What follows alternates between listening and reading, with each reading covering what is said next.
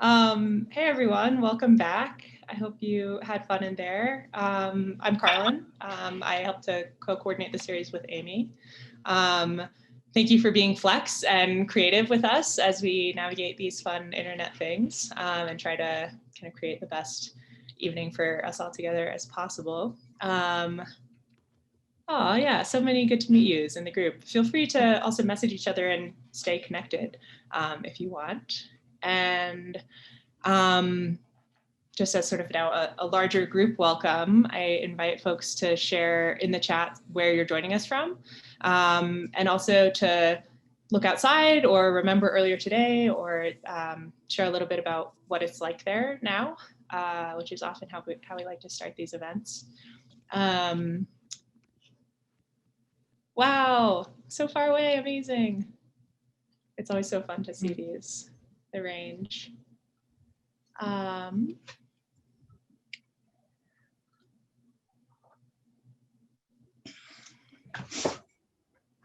In case I see a lot of folks are already sharing the native land where they currently are.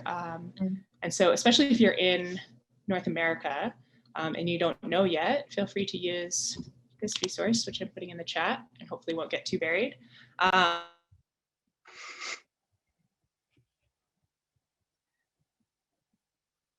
can't hear you. Have I been muted this whole time? That would be hilarious. Yes, please. No, you haven't. It just happened. It just happened. Okay. I was like, that would have been so funny and such a great addition to this funny evening of technology.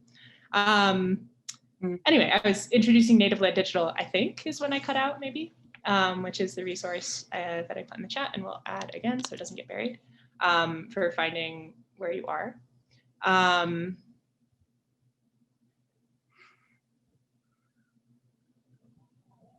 And I'm also kind of curious about this question along the theme of this evening and this series and our work together and the conversations we've been having.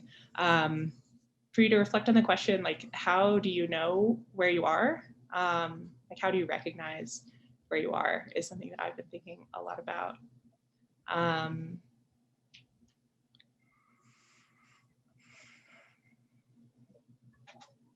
I invite you also to take a deep breath, as I have in my notes a reminder for me to do myself at this point in time. Let me get everything on the same page here. Okay.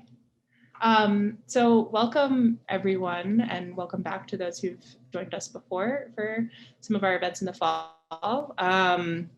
Tonight's event, Land Back, the Importance of Oral History in First Nations Land Claims Cases, is the first event in our spring season of this year-long oral history workshop series, Oral History and Power. If you weren't able to catch our fall events, a lot of them are available on our YouTube channel now, and they were really, really wonderful. So I encourage you to do that. As I said, my name is Carlin Liuzia, and I help to coordinate the series alongside Amy Starcheski, who you met earlier, if she sent you into the breakout rooms. I also teach the accompanying course here in the Oral History Master's Program. So those of us in that class just came from a really wonderful warm-up conversation with our guest this evening, Winona Wheeler. And I'm so excited for you all to get to meet her tonight as well. I am with you all today from the unceded lands of the Weminuche Band of Ute Nation, many of the descendants and members of whom now live on the Ute Mountain Ute Reservation in the Four Corners region of this continent, which is about an 8-hour drive from where I am now in the northeast corner of their ancestral territories, which is currently called Silverthorne, Colorado. What it's like here is very sunny, as you can see by this strange shadow on my face. And,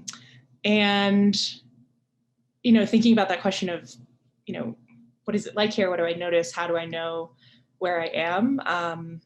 For me, I know that I'm in the Rocky Mountains because my nose is like this very particular kind of dry from the altitude. And I'm looking out the window at these incredible snow-covered mountains with the sun setting through clouds or snow or fog, some combination, and reflecting on how the Ute Mountain Ute Reservation in the Four Corners is a very different landscape than this landscape here. And thinking about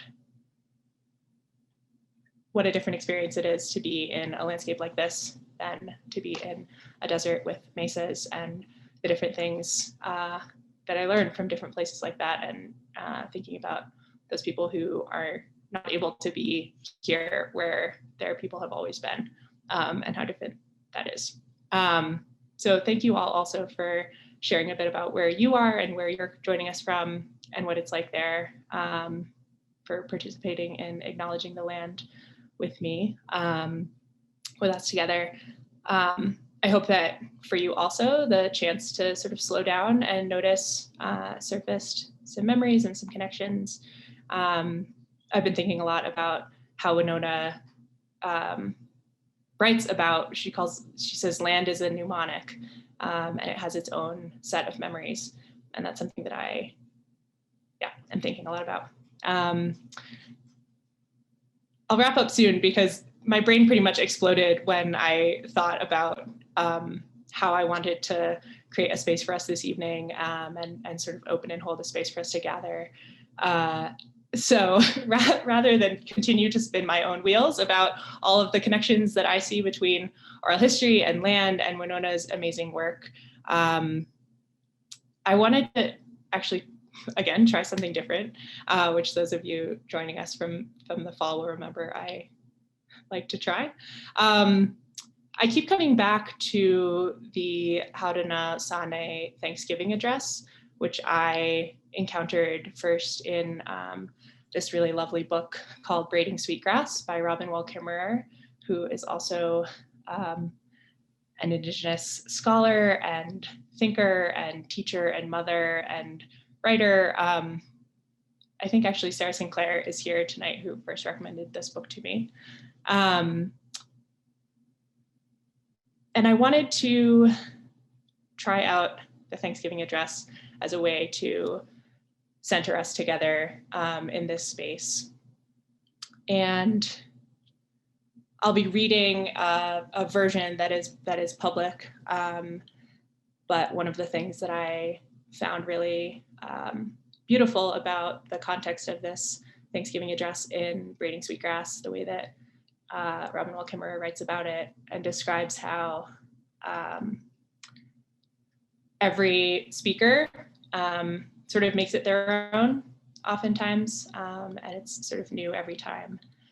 So part of this is that it's this very long thing, and I have already rambled myself into a funny place here, but I won't read the whole thing, but I invite you to,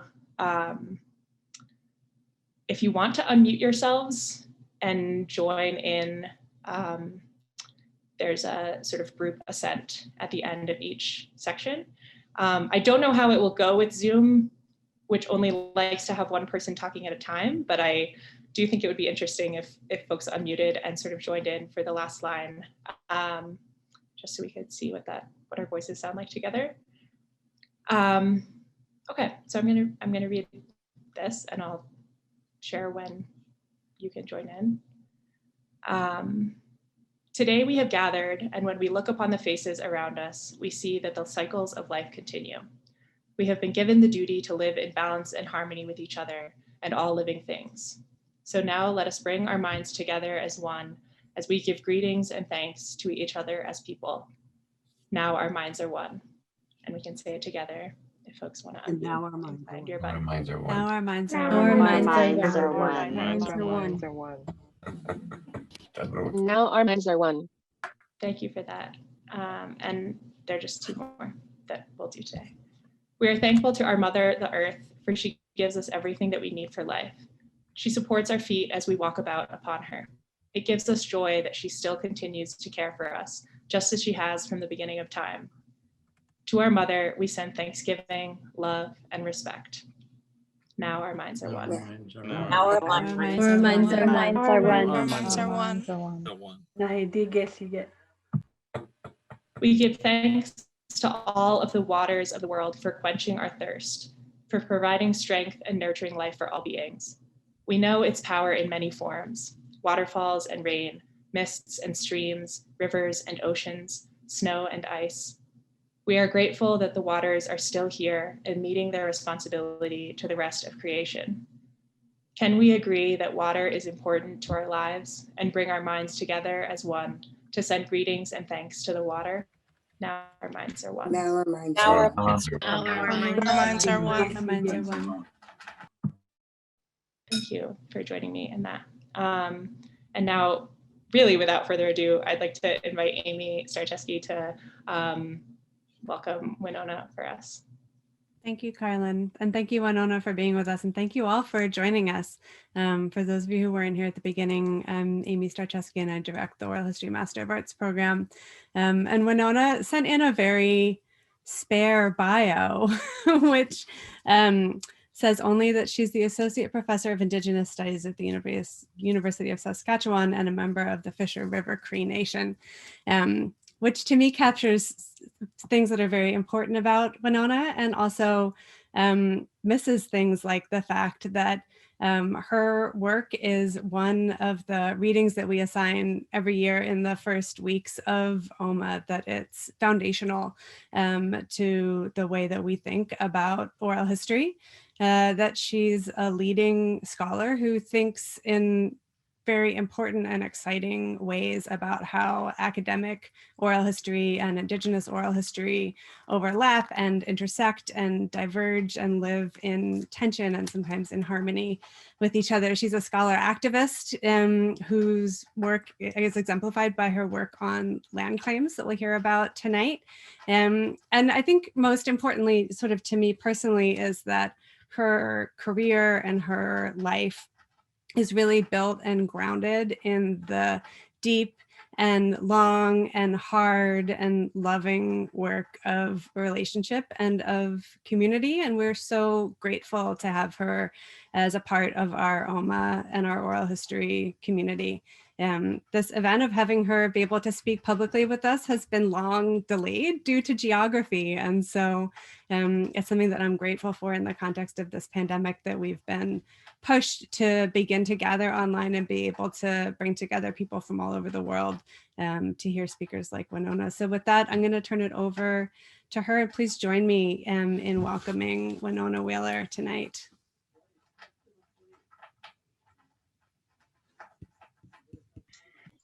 Thank you, Amy. Danse and Tuau, I shake hands with each and every one of you here today, and I bring greetings from my home here in the traditional lands of the Willow Cree peoples of Treaty 6 territory. Thank you for the introduction, Amy. Thank you, Amy and Carlin, for inviting me to share a few stories with you today. I do have a PowerPoint presentation. I want to show it. We're having difficulties with my Wi-Fi, but I'll do my best. So, Amy, can you tell me what you're seeing when I put it on? I sure can. So I go to screen share. Oh, the host disabled my participant screen sharing. So the host has to. Yes, I've just made you a co-host again, Winona, so you should have that access now. Okay. Got it? Yay! Yep, there you go. Oh, for goodness sakes. I have to do a lot of this technical stuff. Sorry. Thank you, I didn't Margaret. mean to, yeah. You're awesome. Thanks. No, Go thank team. you, Margaret. Thank you. Thank you. Okay, so back on board. So historian, like I'm a historian, I'm a trained historian, and to historians, as you know, context is absolutely everything. So I'm going to spend these first few minutes talking briefly about the land back movement and what it means to Indigenous peoples. And then from there, I'll talk a bit about the land claims research process and what it entails. Then spend some time on what we learn about, a little bit about what we learn about human-land relations when we do oral history research and how oral histories have been treated in the claims process. I want to stress right now that I'm not an expert in land claims and court decisions, as it's been a long time since I was directly involved in land claims research. And I'm not a lawyer, so please bear with my very, very simple summaries of legal cases. What I'm sharing comes from comes from different places. It comes from a little bit of my experiences and the experiences of current active land claims researchers. I selected this piece of art by Darian Weiss for this cover because it so clearly represents what the land back movement is all about. The land back movement is not just about land. It's about everything that's connected to the land, the ways of life that arise from and are centered on the land.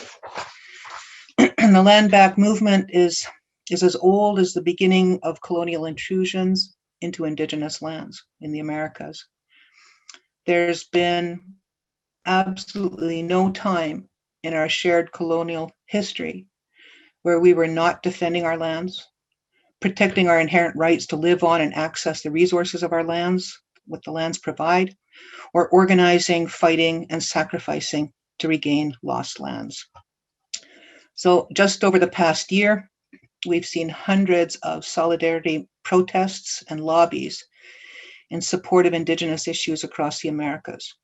North of the Medicine Line, actions sprung up, for example, in support of the Wet'suwet'en clans, protecting their traditional lands against the construction of Coastal GasLink pipeline that was sanctioned by the BC British Columbia Supreme Court when it issued an injunction to allow the construction of that in December of 2019. The Peiki Winawin protest camp was set up in a public park in downtown Edmonton to protest police violence against homeless people. And at the height of the protest, there was like 170 tents there, most of which housed homeless people. Last July, the Haudenosaunee Six Nations people and their supporters set up the barricaded camp on a piece of land in what is now called New Caledonia to stop a proposed housing development site on unceded traditional lands.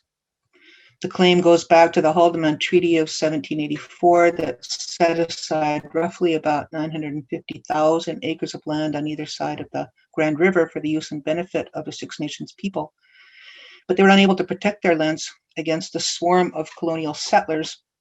And so over the years, it was chipped away at by settlement, big chunks flooded by the building of the Welland Canal. The land defenders renamed the road on that site, the road that site is located on, 1492 Landback Lane. An example south of the Medicine Line occurred July 3rd when land protectors set up a roadblock at the Mount Rushmore in Hassapa, the sacred Black Hills, as Trump made his way up for the controversial 4th of July event. The roadblock didn't last long, and 21 defenders were arrested, but it brought national attention to Indigenous relations with the Black Hills, the broken treaties, and their critique that Mount Rushmore represents colonialist white supremacy at its finest. The NDN Collective grew out of that protest and launched the Land Back campaign on social media October 21st of last year, Indigenous Peoples Day in the US.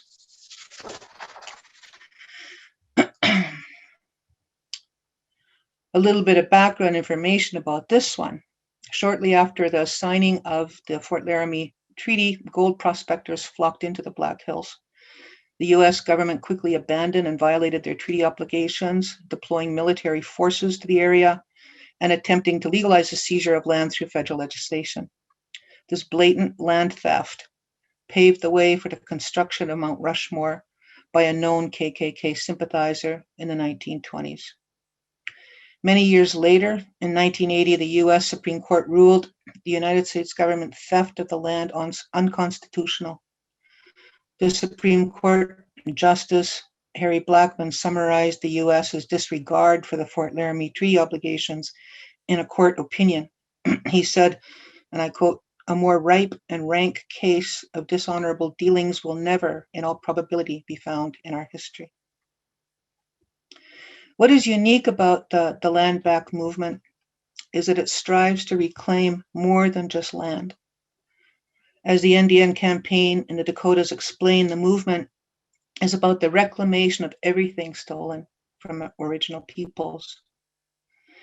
The editors of a recent Briar Patch special edition on Land Back further explain, Land Back is the demand to rightfully return colonized land, like that in so-called Canada, to Indigenous peoples.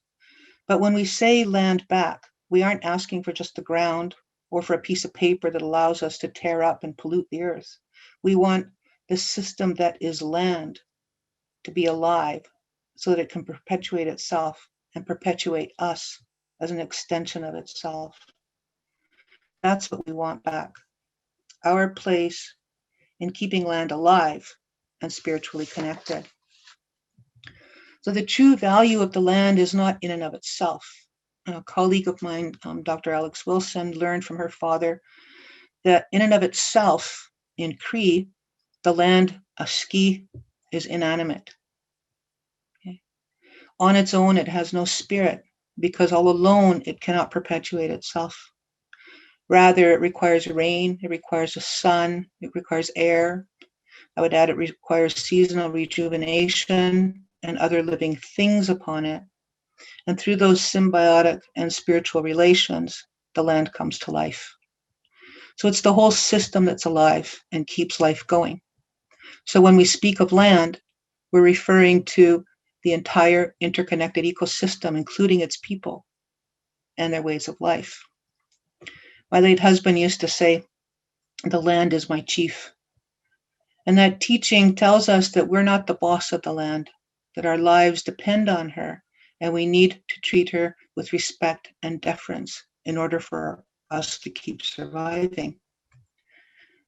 The land back movement strives to decolonize our relations with the land, read ecosystem and interrelations, by rejecting heartless commodification and gross exploitation and restoring healthy, mutually beneficial relations. The recent moniker or hashtag represents a unity of experiences and campaigns across North America. It emerged as a mechanism to connect, coordinate, resource, and amplify this movement and the communities that are fighting for land back. Regaining dispossessed Indigenous lands requires a huge amount of effort, huge amount of resources, human and financial, and time, often years, and in some cases, decades. Until the early 1970s, there was no mechanism in place in present-day Canada to facilitate the claims process. The First Nations people in Canada were prohibited by law from launching litigation or land claims cases against the federal government until 1951.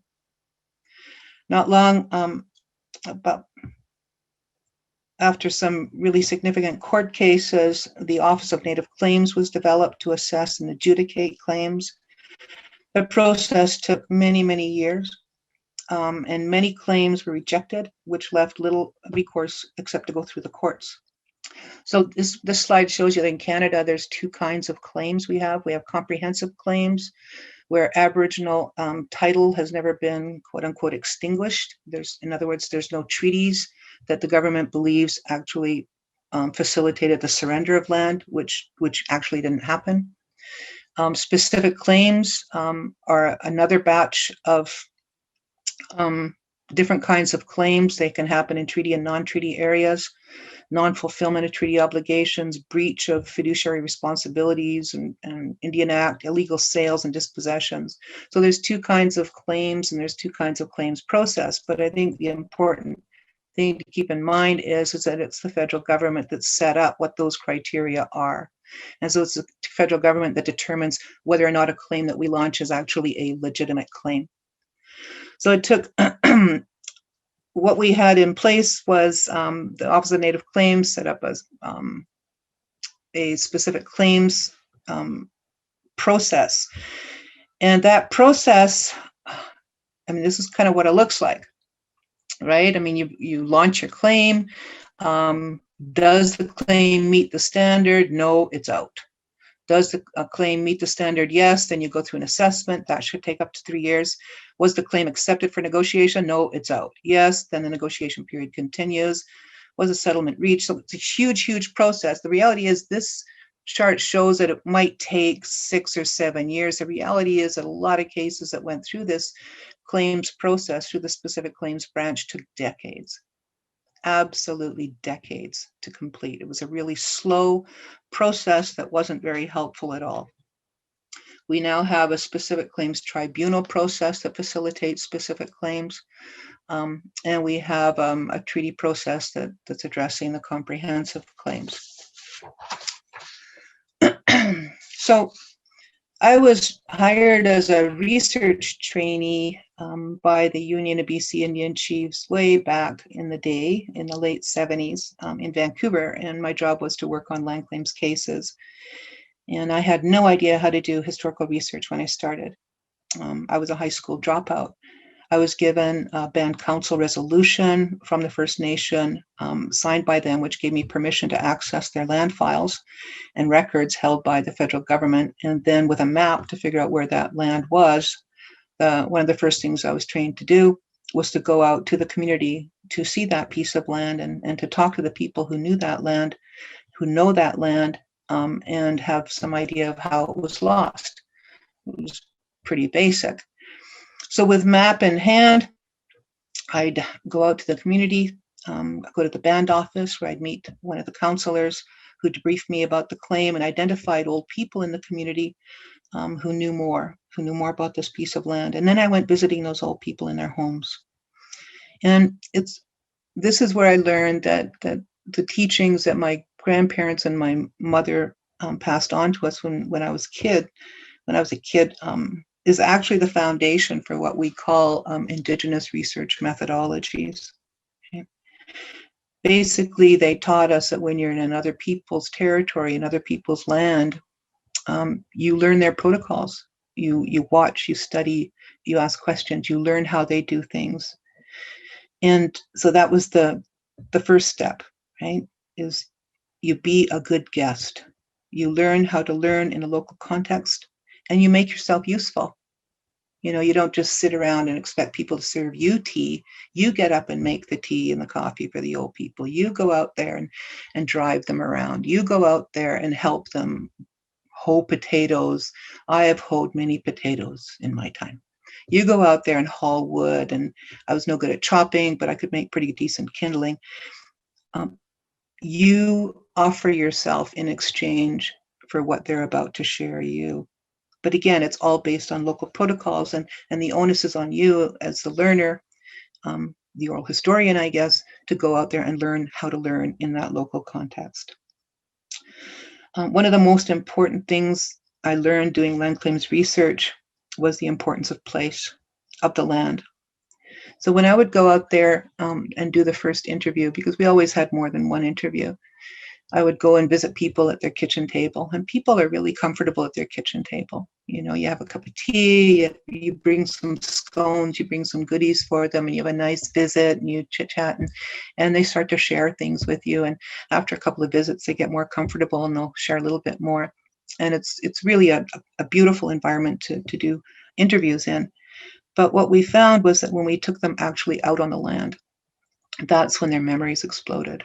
That's when the stories that you hadn't heard before or may not have been shared or might not ever been shared at the table, they come out because the land is mnemonic. The land urges and encourages their memory because their experiences on that land. And so you go walking through the land with them and they talk about this trail and how long this trail has been used and who made this trail, what this trail is used for. You know, they'd look at a tree and they say, well, you notice the bark is coming off of that tree. Well, that tree's got this sort of a disease. And then they show you a place where there was an old car once, you know, that the kids used to play on, but it's all rusted out now. And they tell you the story about who owned that car and where they came from. And then they show you the boundaries of their traditional lands. And they just tell you so much about the land.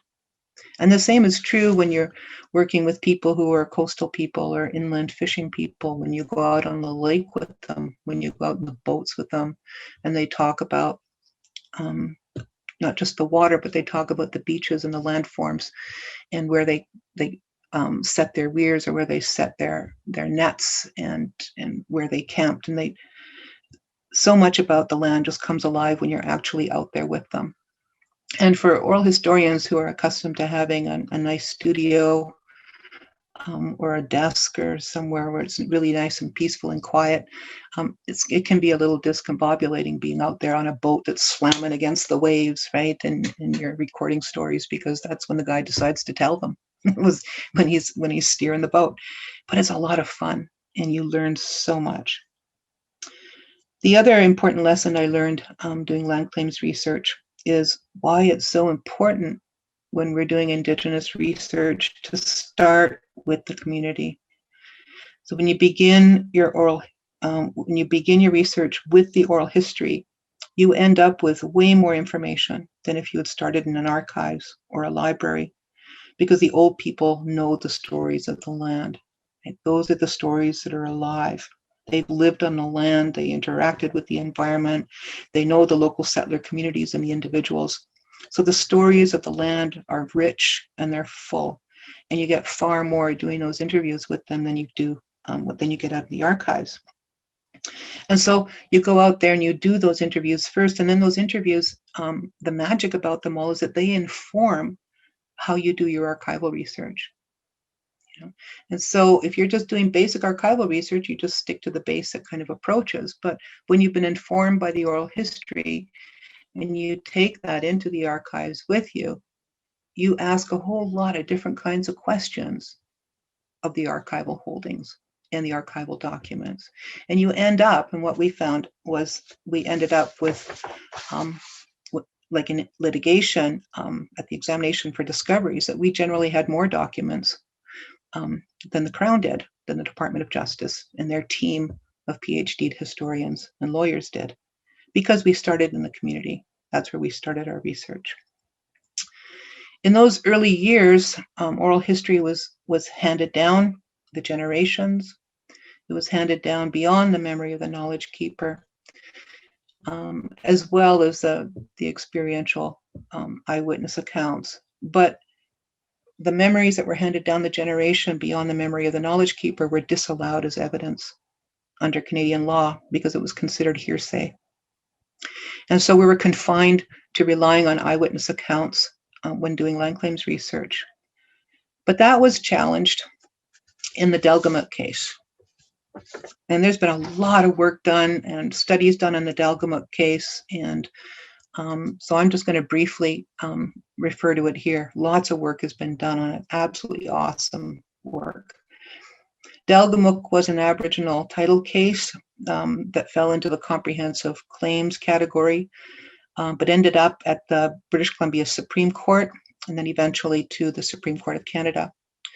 So in 1987, 51 hereditary chiefs of the Gitxsan and Wet'suwet'en nations launched a case against the province of British Columbia, covering about 54,000 square miles of so-called Crown land. They claimed ownership and jurisdiction over their territory and based their claim under the authority of their traditional houses and clan system. The case was notable for its Aboriginal title issues, but for our purposes, it's unique because they asserted that their oral traditions were a declaration of their title, and they brought their oral traditions to court in the form of their sacred stories and songs about the trails between territories that link them to the land. Some of the ancient stories that they brought to court as evidence went back 10,000 years to the last ice age. The trial judge exempted some of the oral traditions from the hearsay rule. Namely, the trial judge says, okay, evidence of origin and territory is acceptable. Historical evidence based upon declarations by deceased persons, evidence of more recent events to which there may be eyewitnesses still living, and evidence of spiritual beliefs and values. Those were the testimonies, those were the oral histories or oral traditions that that trial judge allowed into court. But in the end, after the elders brought their ceremonies and songs and everything into court, Judge McEachern dismissed the oral traditions he heard on the following grounds. And I quote this from the transcripts. He said, "Much evidence must be discarded or discounted, not because the witnesses are not decent, truthful persons, but because their evidence fails to meet certain standards prescribed by law. If I do not accept the plaintiff's evidence, it will seldom be because I think they are untruthful, but rather because I have a different view of what is a fact and what is a belief." He rejected Indigenous oral histories in favor of documentary evidence. There's since been, like I mentioned, many critiques of the trial judge decision, and the Supreme Court of Canada allowed the appeal and ordered a new trial because of the treatment of evidence by the trial judge. The Supreme Court stated that a Supreme Court decision came down in 97, and it stated that oral evidence must be placed on equal footing with types of historical evidence that courts are familiar with, which usually means documentary evidence, and suggested that had the original trial judge assessed the oral histories correctly, the Gitxsan and Wet'suwet'en people could have proven their Aboriginal title. Again, there's a lot written about these two cases if you're interested in learning more about them. But while there was that was a rather liberal pronouncement, the Supreme Court did not risk establishing tests. And so without tests, lower courts have continued to do whatever they wanted, including disallowing oral evidence. Oral history has been used in many court cases since the Delgamuukw decision, but each case has been a struggle. One of the challenges that is faced is that the courts have adopted the differentiation between oral tradition and oral history that Vansina and many others promote. I'm going to move on to the next case here. This is the Williams case, Williams versus British Columbia. The Chilcotin case resulted in the first declaration of Indigenous title in Canada. It's really a profound case, a big win. This breakthrough case is often cited as having adhered strictly to the Delgamuukw precedent that oral history evidence must be placed on an equal footing with types of historical evidence that courts are familiar with. But it did this by clearly distinguishing between oral tradition and oral history. Scholar Lorraine Weir explains that separating Chilcotin law from what the court determined to function as history and placing little or no weight on what it construed as evidence. In effect, the court constituted oral tradition as what Ginsburg calls evidence of something else, evidence not according the weight of a historical document, therefore evidence that's not acceptable. So the biggest challenge derives from the reality that the courts rely on Vansina's division of oral history and oral tradition, which is influenced by diplomatics and quote-unquote scientific history. In our world, oral tradition is the method, it's the means, it's the umbrella. Oral history is the content. Oral tradition is the umbrella under which many modes and kinds of historical knowledge is transmitted. And they're all interconnected and they're all interrelated. What the non-Indigenous world, not everybody, but apparently those in courts, what the non-Indigenous world in courts struggle with is that our oral histories do not fit neatly into the binary categories of oral history and oral tradition. It's important to remember that when doing Indigenous oral history, everyone's personal, family, and community histories overlap and they interconnect. All the stories are extensions of the past, and the past influences and is still alive in the present. Our histories are infused into our daily lives. They are lived experiences, whether we experience them themselves or whether those experiences were handed down to us. Furthermore, in most Indigenous societies, there's very little distinction between the physical and the metaphysical, between the mundane daily world and the spiritual world. The spiritual affects daily life, so is not spoken of separately from daily life.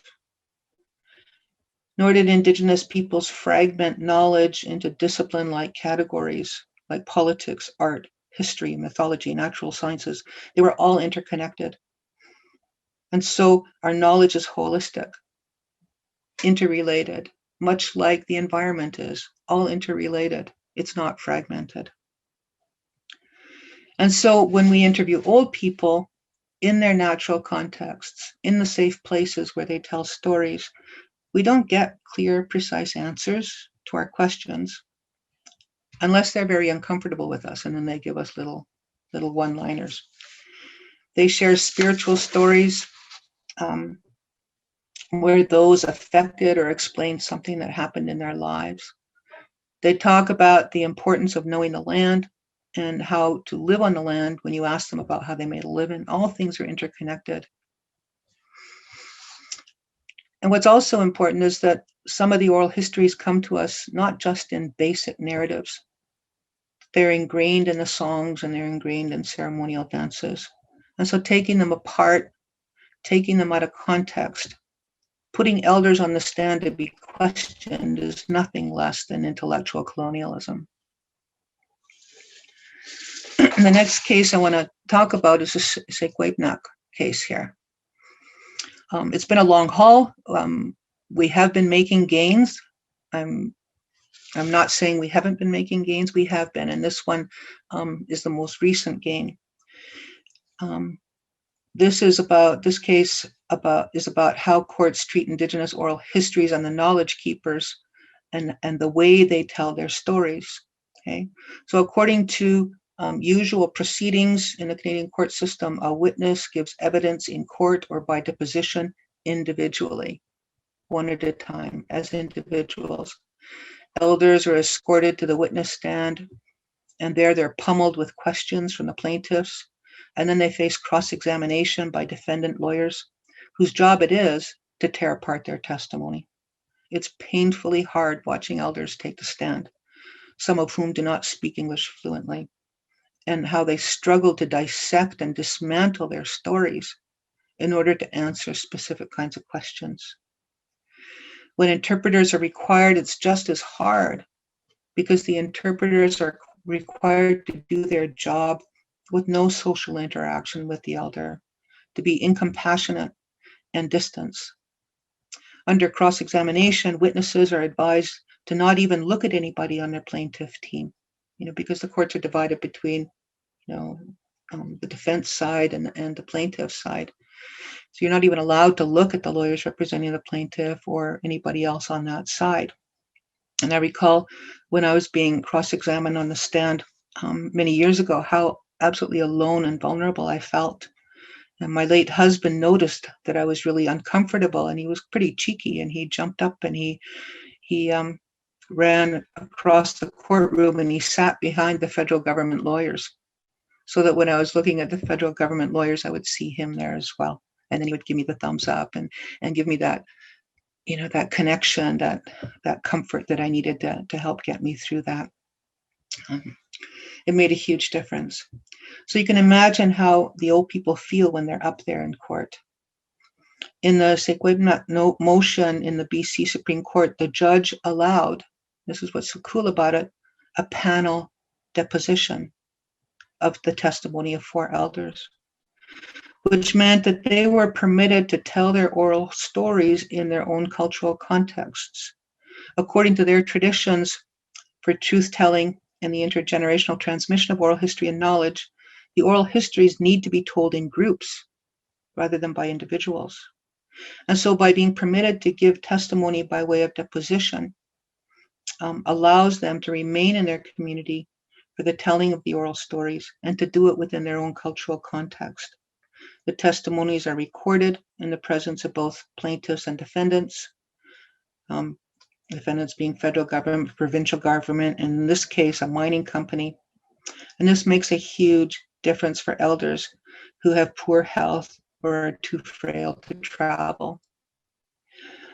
So I'm going to end here just with a reminder for oral historians that when studying peoples who have different cultural repertoire than you, then we really need to step outside of our comfort zones, right? We need to create space where others are having difficulty creating it for themselves. We have to help them create space.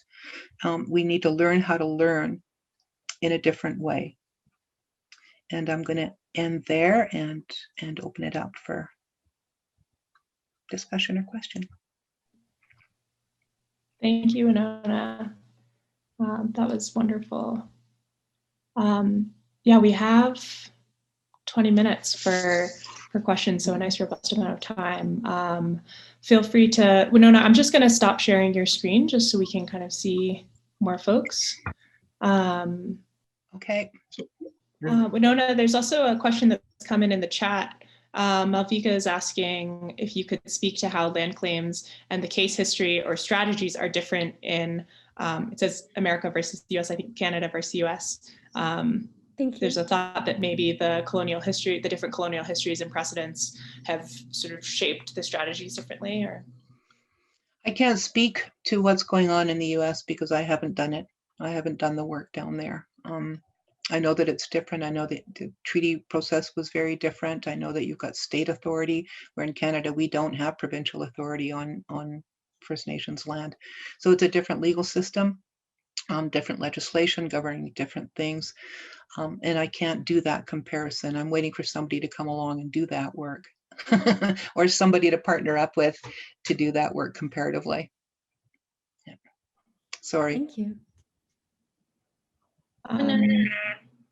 If other folks want to, yeah, go ahead. Hi, my name is Mariana, and I'm from the University of the District of Columbia. We are currently engaging in a Black land loss project, and so I was very intrigued to hear your comments about essentially how to effectively do this work when you don't look like the people that you're doing this work with.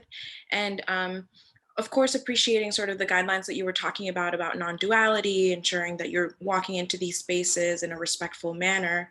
I wondered if you could talk a bit more about effective allyship, right? And like what, as practitioners in this space, when we have these histories, what an effective or perhaps just treatment of the stories that we're carrying forth looks like. Well, allyship is a big subject in and of itself, right? I mean, I don't like the term ally as much as I like co-conspirator. If you're willing to get in the trenches and get smacked around, welcome. But if you're just willing to stand on the edges and be there for support, no thanks, right? So I think you need to clarify how far and you're willing to go and stick your neck out, for one thing. The other thing is that I encourage my students to, all my students, to approach any research project they're doing from a community engaged place. In other words, don't even start your research project until you've been hanging out with that community and you find out what it is that their priorities are. They'll tell you what their priorities are. They'll tell you what they want done. So community engaged research to me is the priority, not me sitting in the ivory tower saying, oh, this would be really interesting for me to research. I think I'll go and research that. Although I do that a lot. I have a lot of fantasies about the stuff I would like to research, but I don't generally do a research project without it being a community engaged project and going out there and hanging out with them first, seeing what it is they need. And then having research with a purpose. It sounds like the research that you want to do is going to have a purpose. It's going to be of value to the community. And so part of that community engagement process is working with them to identify what their goals are, working with them to identify the methods that they think would be most appropriate to utilize, working with them to determine how to decimate. That's not the word, disseminate the research findings, right? So the community engaged process, I think, is by far the most efficient one. And I encourage my students constantly to come from a place of humility, to come from a place where you believe, you don't just mouth it off, but you believe that you don't know anything, that the people you're doing the research with, they're the knowledge holders, they're the experts. You're on for the ride, you're in because you've got a set of tools that'll be useful. I hope that helps. It does, thank you very much. There are also some great resources popping up in the chat if folks are more curious about that.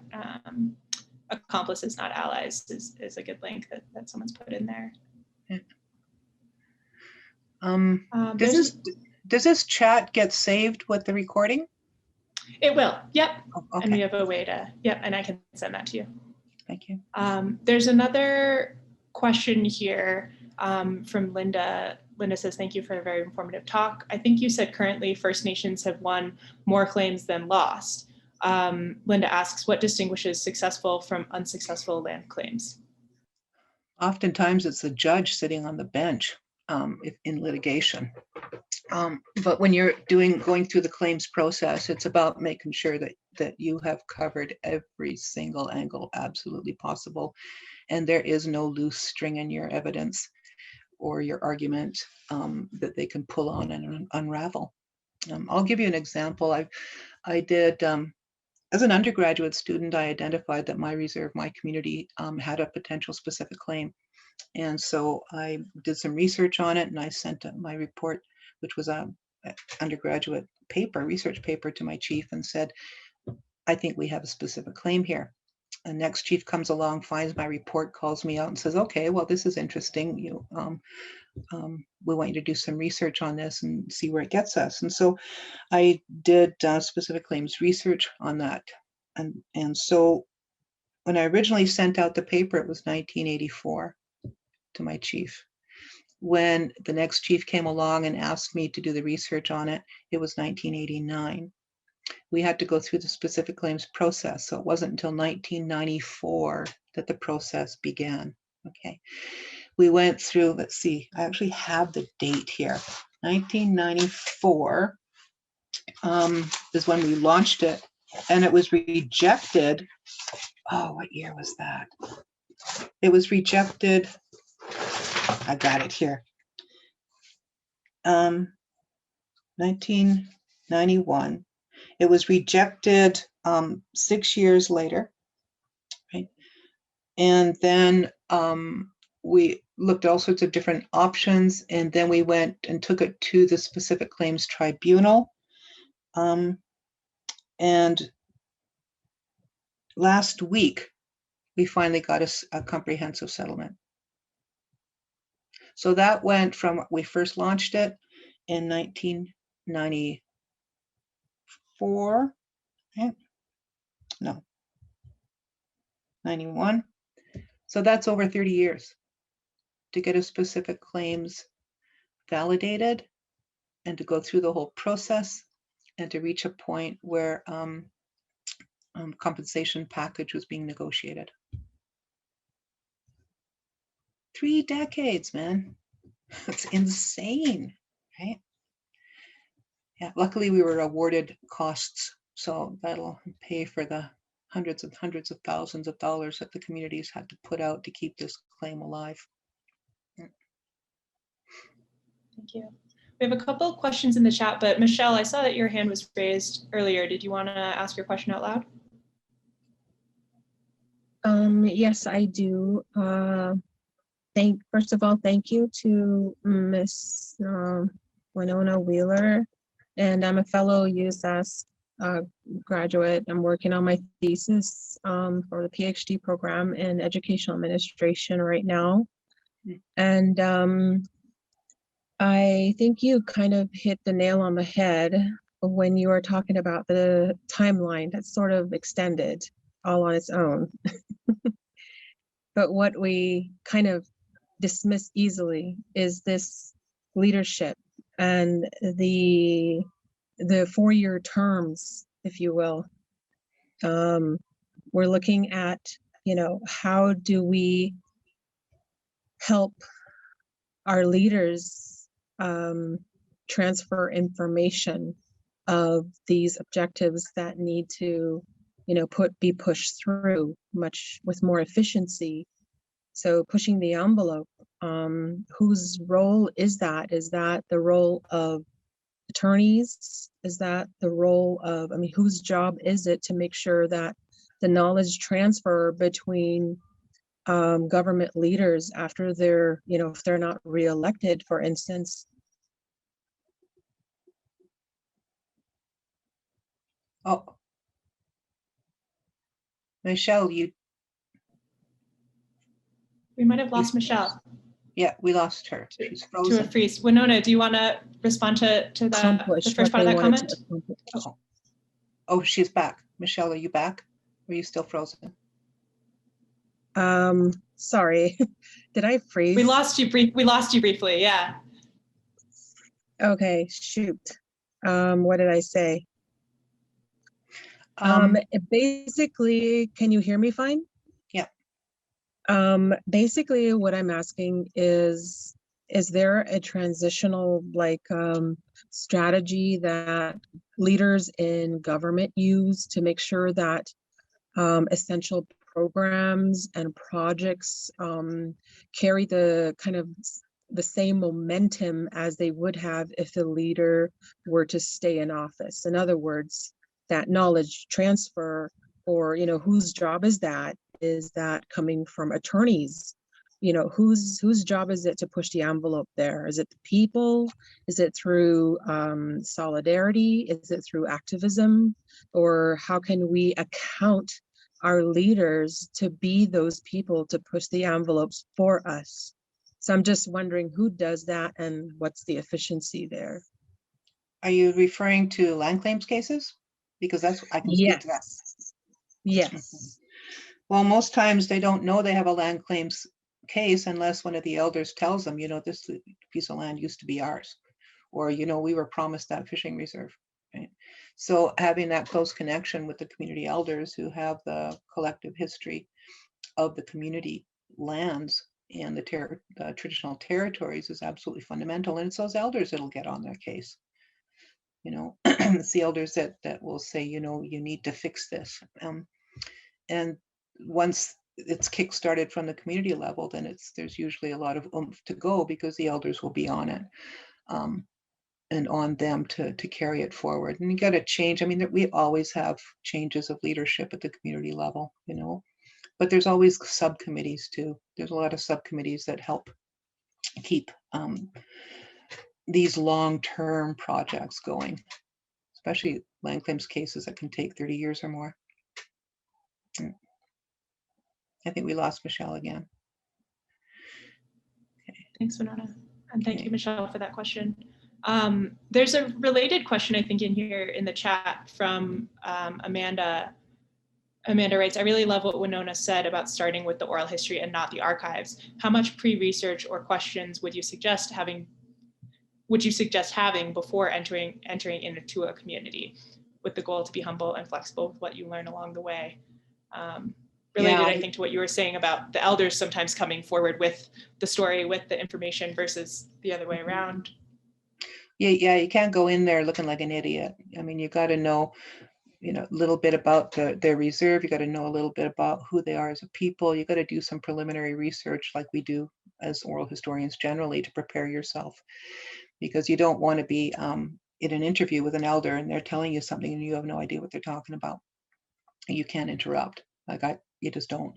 So you have to do enough. I had a map that showed me where they were, right? I had the band counselor that I was working with who would tell me about his people and tell me about the elders and tell me about the claims cases. So you do as much preliminary research as possible with what's out there. Yeah, you don't go in there as a blank slate because they'll think you're a fool for one thing, and it's not a strong place to come from. So I usually do as much research as I can before I go out in the field. Good question. Yeah. There are a few kind of logistically minded questions here in the chat. One is about, from EOH, about when you have had a certain experience with a certain judge and know that same judge is appointed to your new case, do you prepare your claim approach based on your familiarity with that specific judge?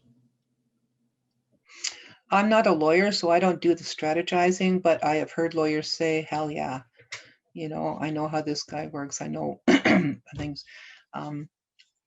Yeah, and I've been in situations where lawyers have, when they prime you up to go out in the stand, they say, okay, now this judge is from here, this judge, this is where he comes from, this is his religious background or her religious background.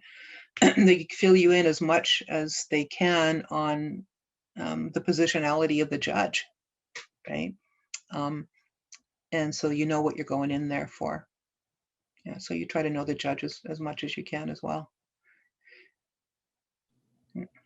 And then the two other sort of logistical ones that are really interesting are Belinda is asking if it's possible to lobby to change the laws to reduce the time frame for the claim's conclusion. And then Jill is wondering, when continuing land claims started a while ago, is it possible to get the land rather than a payout? Okay. I hope you Makes sense remember to the those? second one. I'll answer the first one. as Okay, I'll best check. I can. I forgot what the first one was. One, a lot of Or moving is it- parts today. One of the questions was about any possibility to change the time frame for okay. Yeah. for a claim's conclusion, and the other was about land versus payout. Okay, so the time frame for especially for specific claims, it's crazy long. And the original specific claims branch that they had set up in the specific claims process they set up, they realized, federal government realized it really was unwieldy. And so then they created the specific claims tribunal. And that tribunal had expanded authorities, and it also had the capability of expanding the definition of what constitutes a claim, and it had the authority to actually make decisions and to facilitate settlement.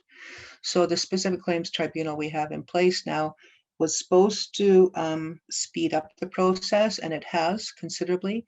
However, it still takes a long time to get through. You know, it still takes years to get through the process. It doesn't take decades anymore, but it takes years. Yeah. Oh, getting the land back. Absolutely, getting the land back is what a lot of communities want. But the reality is that most of the land is now held by settlers. It's in fee simple. And so the federal government is not in a position to take it away from the settlers and give it back to the Native people.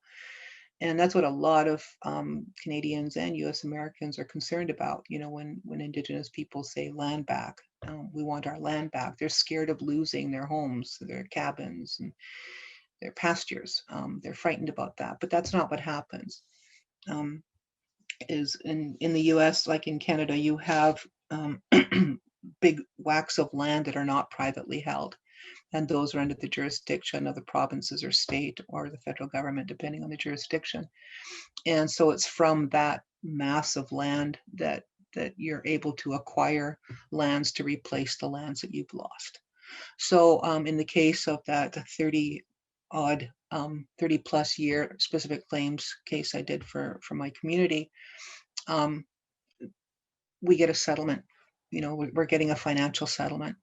And with that financial settlement, we have the option there of purchasing land and then having that land turn into reserve land, transforming it into reserve status.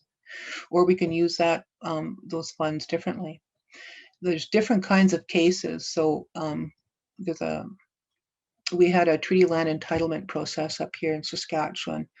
And the treaty entitlement process was resulted from the fact that at the time of treaties, not enough land was set aside according to the formula in the treaty to accommodate all the members. And so there was land missing. And so there was negotiated, we have an office of treaty commissioner here in Saskatchewan, and our political organization negotiated with the province and with the federal government to come up with a treaty land entitlement formula and framework to settle those outstanding claims. And so basically it was that each of the bands were awarded a monetary amount, and that money was required to be used for land purchases. So they could purchase land to make up for the land they lost. And then that land would revert to reserve status and become a part of the band's reserve lands. The reality is that they had to choose from vacant, what we call crown lands up here. And sometimes there were no vacant crown lands around the immediate communities, around the existing reserves. And so they had to purchase lands that were, they tried to purchase land within their traditional territory, but sometimes they purchased land that was outside their traditional territory. A lot of land purchases occurred in Saskatchewan, close to urban areas, and in Saskatchewan here where I live, we had the first urban reserves ever established, where treaty land entitlement, through treaty land entitlement, First Nations actually bought urban land in the city of Saskatoon. They bought hunks of land on the outskirts. They bought buildings within the city, and they bought businesses within cities, and the land within the city became the property of that First Nation, and that land got reverted into reserve status. So it's really kind of fun now. So now we've got these little checkerboard kind of urban areas where a little plop here is a reserve and a little plop here is a reserve, and it looks like nothing looks different, right? It all looks the same. So we have a lot of Indigenous First Nations businesses right in the cities in land that was purchased through treaty land entitlement.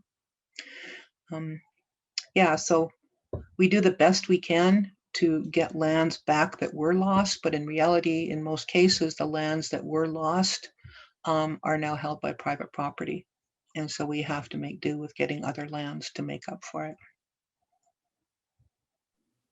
I feel like we've just started a whole new workshop on this topic. I'm like riveted, and also seeing the time, and I want to respect your time, Winona, and for anyone who has to leave now, thank you so much for being here, and please join me in thanking Winona and congratulating her on this wonderful talk. We have another event next week on Thursday, February 25th, Changing the Narrative on Gun Violence, our annual Brodsky Lecture. Winona, there are other questions in the chat, and I'm sure people have more questions for you. If you do have the time to stick around, I'm happy to stay and continue to hold this space. But if you have to leave, that's totally fine. Thank you so much. Okay, thank you. Thank you for inviting me. I can stick around for about another 15 minutes. Amazing. Okay. Let me just now surf through all of these thank yous that are filling the chat to find the questions from before. I will definitely send you this. There is a lot of gratitude and love for you here. Thank you, guys. A question from further back that I'm sure this particular audience will be really curious about. Karen asked, in what ways is the research archived, this incredible research that you're describing? In what ways is it archived, and is it made publicly available at all? Great question. So when I was just talking about the treaty land entitlement process here in Saskatchewan, we have an office of the Treaty Commission of Saskatchewan, and the treaty land entitlement process occurred in the late 80s and up to the mid 90s, and we've had 6 commissioners since then. So 6 new offices, and the most recent commissioner is the first Indigenous woman treaty commissioner we've ever had, and that's really awesome. And she has decided that she prioritized the development of an archives. And so actually last week was the grand opening of the Office of the Treaty Commissioner Archives. And so within that archives, you've got all of the reports and the research and the oral histories that were produced from all 5 of the previous treaty commissioners. You got this wealth of information, absolutely awesome.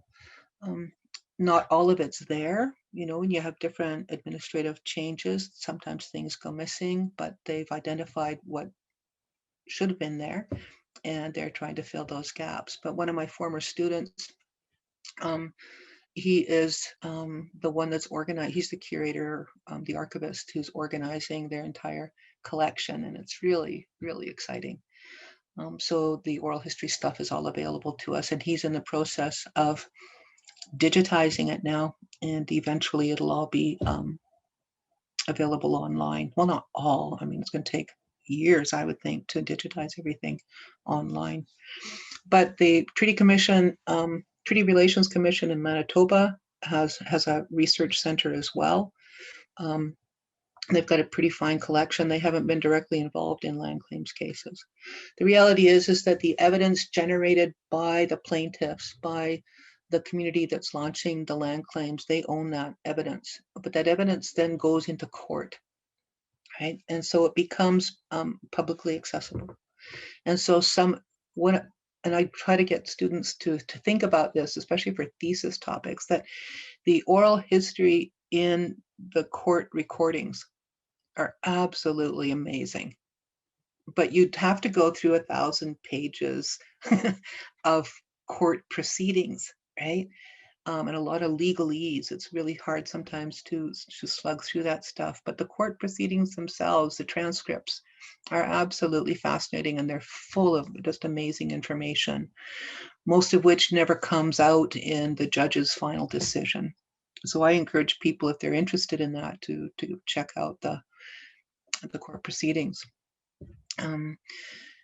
Otherwise, like the research that I did for my First Nation belongs to my First Nation, and they're helping me out. They're paying for a research assistant for me right now to digitize everything. So the oral history work that we did in the early 90s has now all been digitized, and it'll all be going back to the community. And we'll be making, because the community wanted to protect the stuff, and we haven't. With the oral history, it's so important. It takes so much extra work when you're digitizing Indigenous oral history for public consumption, because in many, many cases, they give you things that are recorded just to you that you're not allowed to share. And so before we can make a lot of these recordings available to the public, we have to edit them. We have to take out the sacred teachings that are only supposed to be shared in ceremonial contexts or with family members.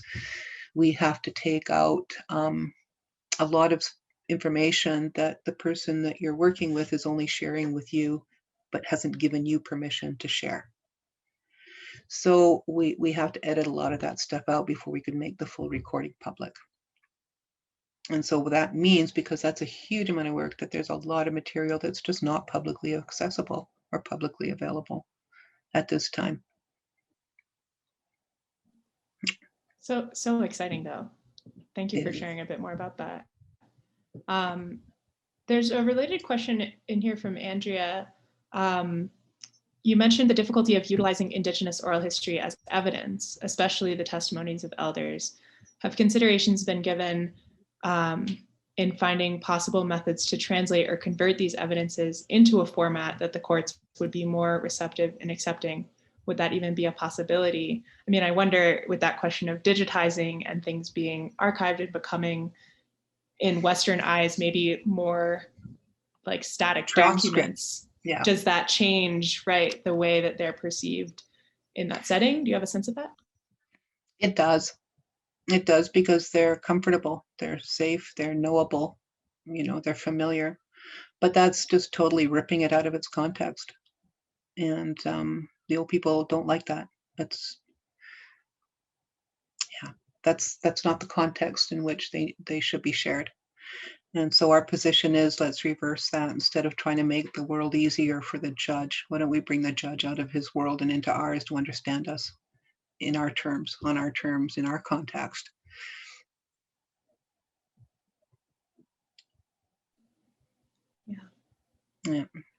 Yeah. There's a question here from John Mason to everybody about the fear that settler-held land will be taken from them.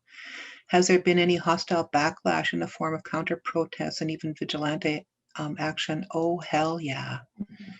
Yeah, especially during the treaty land entitlement process. It was, it was scary at times, because we not only had to deal with the province and the federal government, we also had to deal with the rural municipalities, because the rural municipalities have based their revenues on taxes, right? Land taxes. And so when you take a hunk of land out of a rural municipality and transform it into Indian Reserve, you've taken out that tax base for them.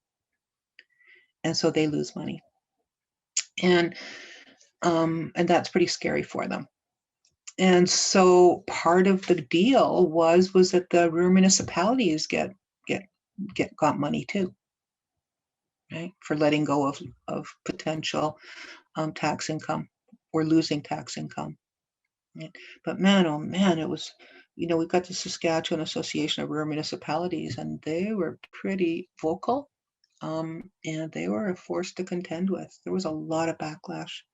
You also had landowners that were jacking up the prices that they were asking for their land, like through the roof. Because they knew Indigenous people, First Nation people had money to buy.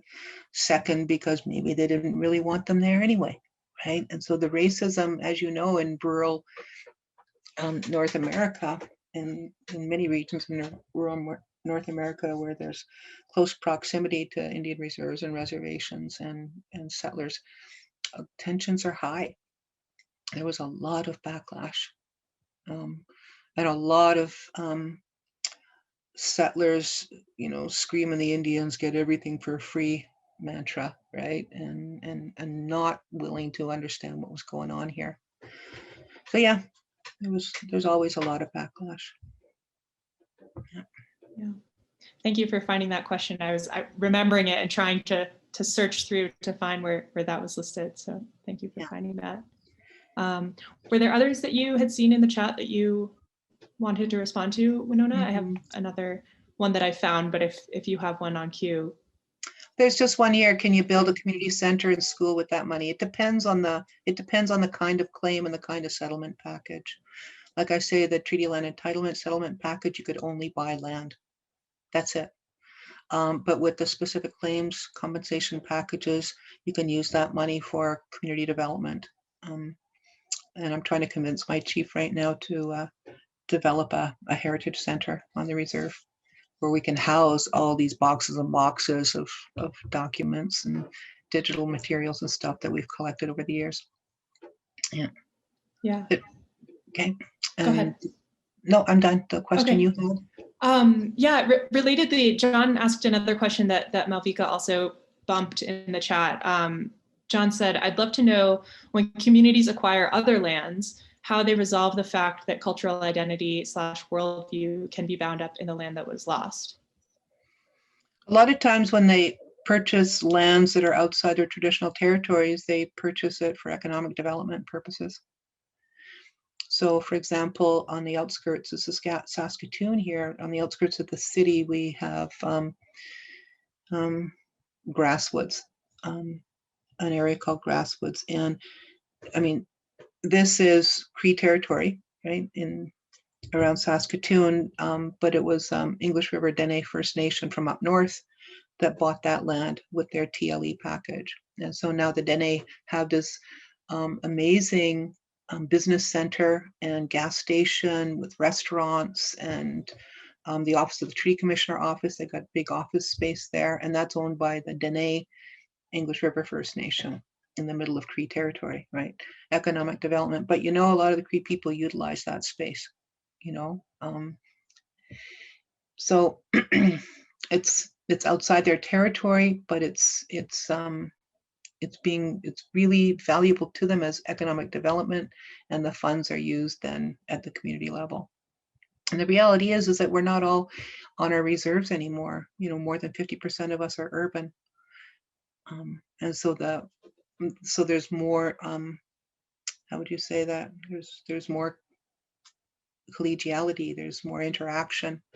There's more sharing in the urban areas because there's so many of us from different areas here. Yeah. Does that answer? John, I think, is nodding. Hi, Barbara.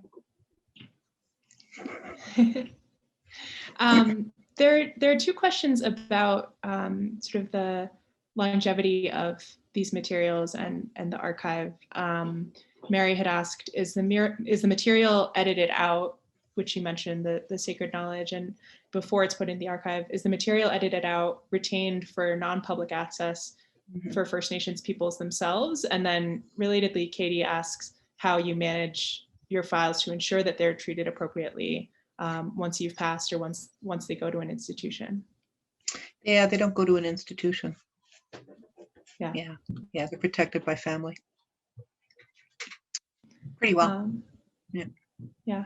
And then I did the thing again where I asked two questions and didn't give you a chance at the first one really, but Okay. back to Mary's about the material that's edited out. Is it retained in a non-public way for First Nations peoples themselves? Yeah, that's the question I answered, I think. Yeah, right. That Yeah. a version stays home within Yeah. the family, and a version goes out. Yeah. Yeah, we have Um, in Saskatchewan here, we've got the Saskatchewan Indian Cultural Center. And in the 70s, they had, they interviewed hundreds and hundreds of elders, and they had elders focus groups in the 70s. And some of these guys were in their 80s. I mean, it was absolutely awesome. The sessions were held in their languages.